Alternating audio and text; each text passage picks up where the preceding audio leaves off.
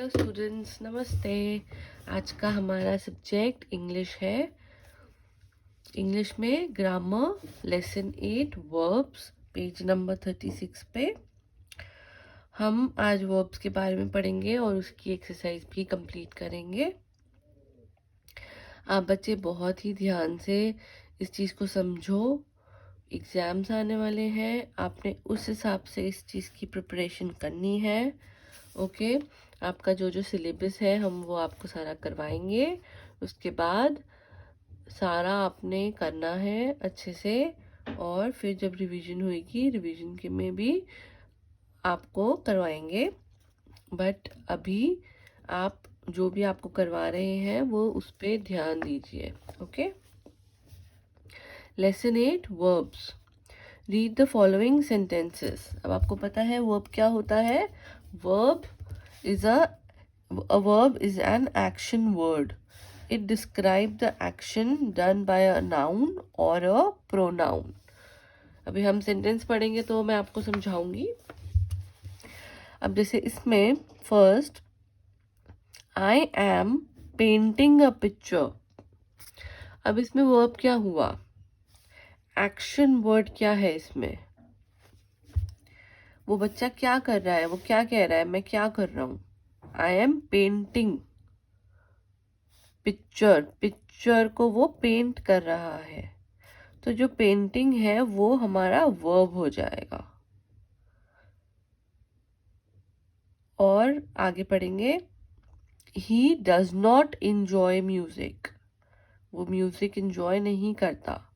क्या नहीं करता, म्यूजिक को इंजॉय। तो ये इंजॉय हमारा वर्ब हो जाएगा। अब ऐसे ही इसमें ब्लू मार्क किया हुआ है और रेड भी मार्क किया हुआ है, तो ये रेड क्या है, ये रेड हेल्पिंग वर्ब है। अब जैसे अगर हम सिर्फ ये लिख दें, आई पेंटिंग अ पिक्चर या ही नॉट इंजॉय म्यूजिक, तो ये तो कोई सेंटेंस नहीं बनाना, ये तो इनकम्प्लीट सेंटेंस है। तो हेल्पिंग वर्ब की वजह से अब जैसे यहाँ पे I am painting a picture, he does not enjoy music, तो ये सब वर्ड्स की वजह से सेंटेंस कंप्लीट हुआ। तो इसको क्या बोलते हैं, हेल्पिंग वर्ब। हेल्पिंग वर्ब बोला जाता है इनको। In the above sentence painting, enjoy, slept, ran are the main verbs. ठीक है, पेंटिंग, इंजॉय, स्लेप्ट, रेन ये मेन वर्ब्स है। The word am, does, have, may are helping the main verbs to form sentences. Thus, these are called helping verbs. इनको helping verbs बोला जाता है। अब ये हमने पढ़ा, verb की definition भी आपने learn करनी है यहाँ तक। A verb is an action word. It describes the action done by a noun or a pronoun. अब यहाँ पे examples दिए हुए हैं, he is my father. अब यहाँ पे पढ़ेंगे, some of the commonly used helping verbs are. अब हेल्पिंग वर्ब्स कौन से हैं commonly used, is, am, are, was, were, has, have, had, do, does, did, shall, will, should, would, can, could, may, might, must, etcetera. Some of these helping verbs can form sentences independently and are used as main verb. ये सारे जो helping verbs हैं ये sentence form कर सकते हैं independently and are used as main verbs. He is my father, we are Indians, you have a lovely voice. Okay, अब हम एक्सरसाइज में मूव करेंगे, ज़्यादा इम्पोर्टेंट है आप बच्चों के लिए। इसमें क्या है, pick up and write in the space provided the main and helping verbs as used in the following sentences. अब हमने इसमें मेन वर्ब और हेल्पिंग वर्ब अलग अलग निकाल के सॉर्ट करने हैं। यहाँ पे मेन वर्ब लिखना है, यहाँ पे हेल्पिंग वर्ब लिखना है, ये सेंटेंस में से ढूंढ के। ओके, फर्स्ट आपके लिए किया गया है। सेंटेंस क्या है? We shall win the match. We shall win the match. अब इसमें आप बताओ मुझे मेन वर्ब क्या है और हेल्पिंग वर्ब क्या है। वी शैल हम क्या करेंगे मैच के साथ? हम मैच को विन करेंगे।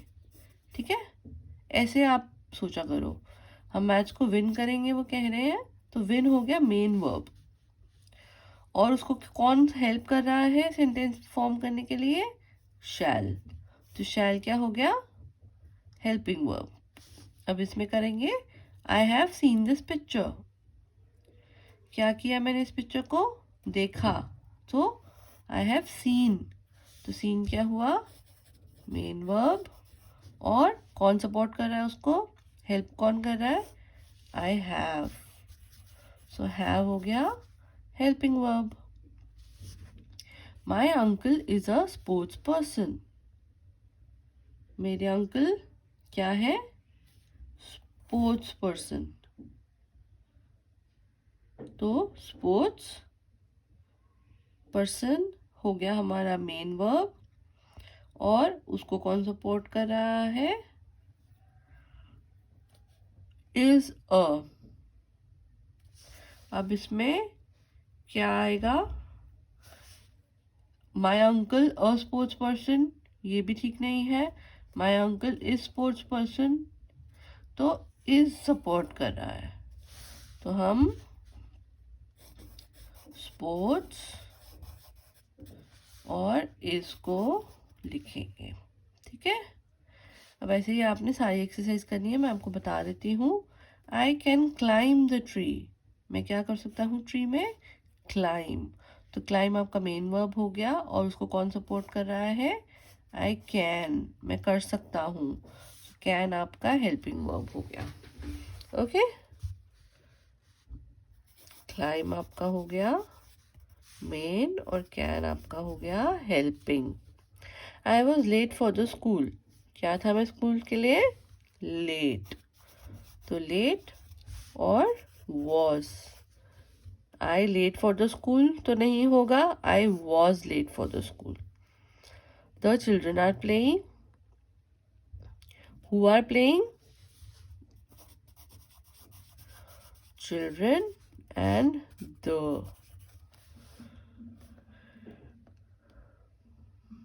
ओके, ऐसे ही अब इसमें आपने क्या करना है? Pick out the main verb in the following sentences. The first is done for you. Honesty is the best policy. What is the best policy? Honesty. So आप ऑनेस्टी मेन वर्ब कहेंगे। The man stood on the table. The man did what? Man stood on the table. He is reading the newspaper. He is doing what with the newspaper? He is reading the newspaper. So he is reading. तो reading इसमें main आएगा। A giraffe has a long neck. कैसी neck है giraffe की? Long. It is raining heavily. कैसी rain हो रही है? Heavily. कोई भी एक्शन बताता है जो उसको वर्ब कहते हैं। He has a lovely voice. कैसी वॉइस है? Lovely.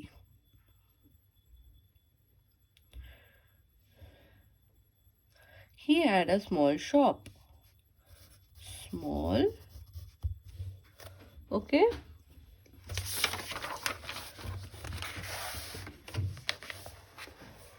Next. Pick out the verbs that don't express action and indicate whether they are a form of verb, to be or have. This one is done for you.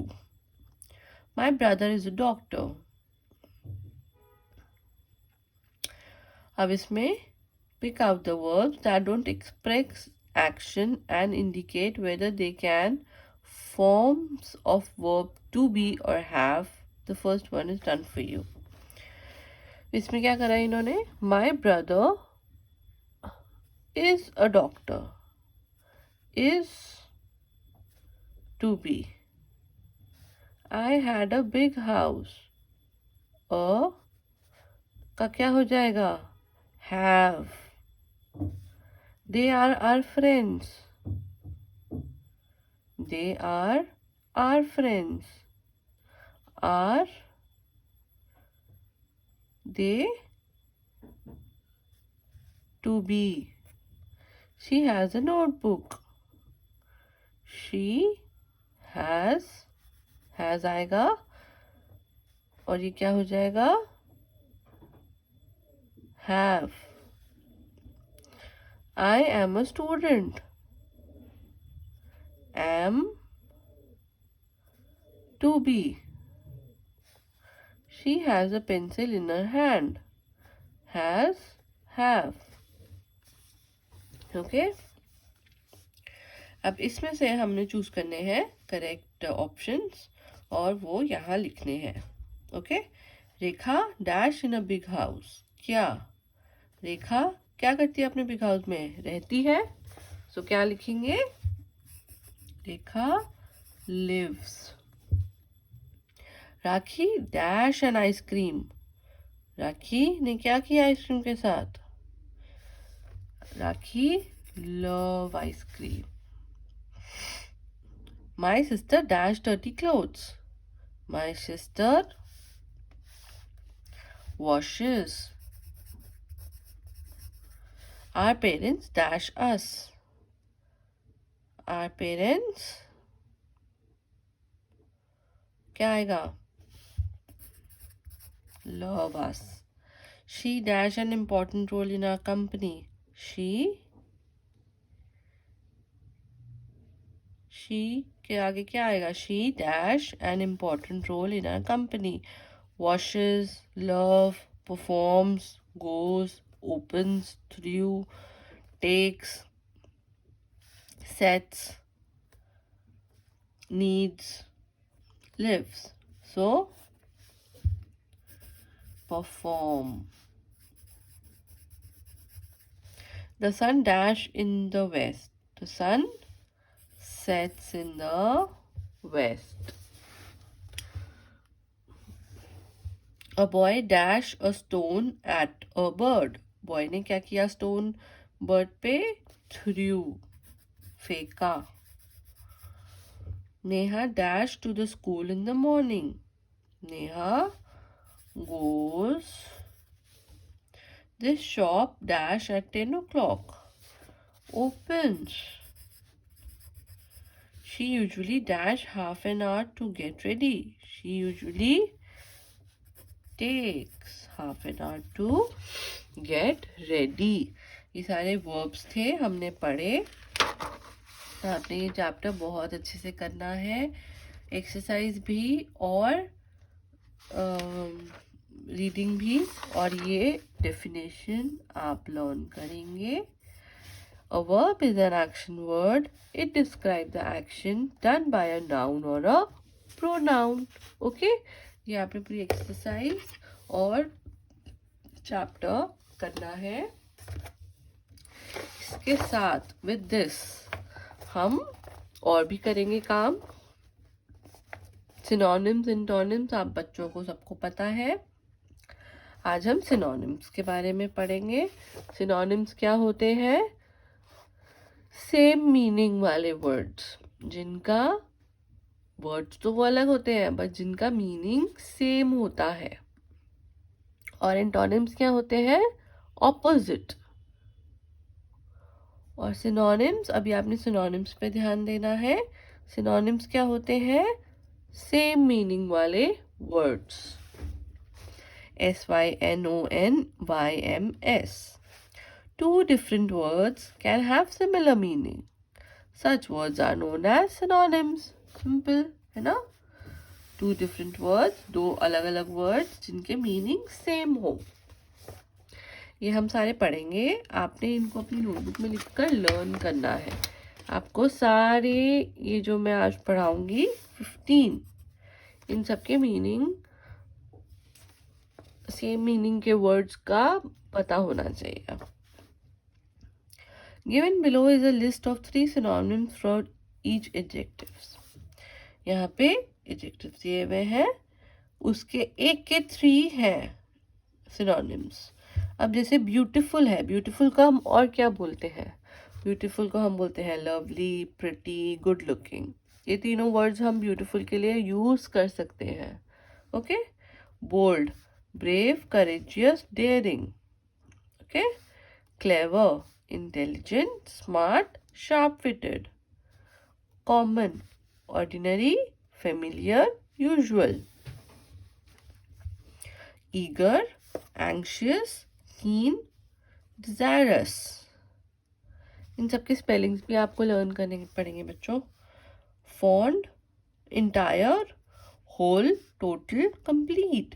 Entire होता है ना, whole, total, पूरा, सब कुछ पूरा। Fond, loving, affectionate, devoted. Fond हम बोलते हैं I am fond of this thing, तो मेरे को वो चीज़ पसंद है, I love it. Frank, straightforward, open, forthright. Frank मतलब he is very frank, frankly बात करता है या करती है। ओपन मतलब बहुत ही ओपन है। Generous, liberal, kind, charitable. Grand, splendid, gorgeous, lofty. Just, fair, impartial, unbiased.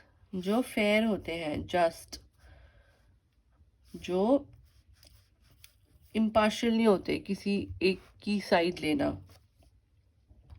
Polite, courteous, civil, modest.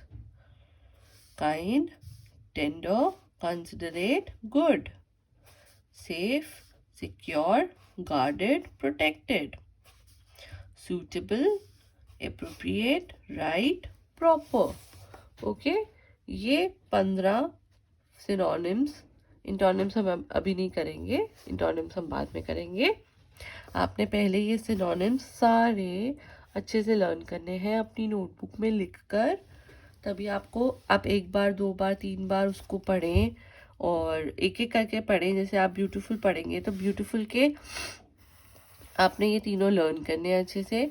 फिर आप ये 5 तक पढ़ें, फिर रिपीट करें, फिर पढ़ें, फिर रिपीट करें। ओके, ऐसे आपको लर्न हो जाएगा। आप ऐसे अगर लर्न करेंगे तो आपका क्या काम है, वर्ब्स लेसन 8 का पूरा एक्सरसाइज और लेसन 11 के 15 सिनोनिम्स आपने अच्छे से लर्न करके लिखने हैं। Okay, thank you.